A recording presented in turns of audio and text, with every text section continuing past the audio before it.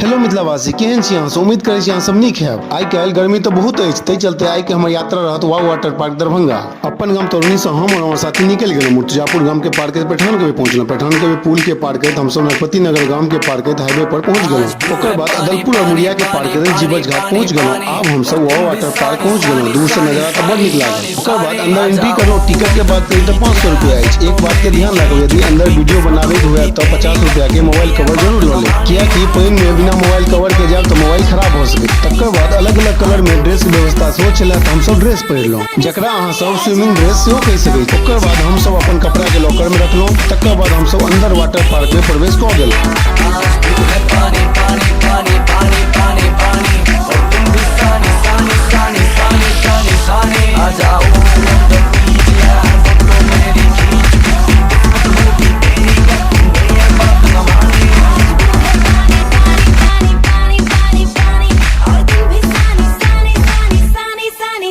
साफ सफाई के बात करी तो ठीक ठाक चला। ठीक है मिथिलावासी, वीडियो निक लगे तो लाइक, कमेंट और शेयर जरूर करब। धन्यवाद।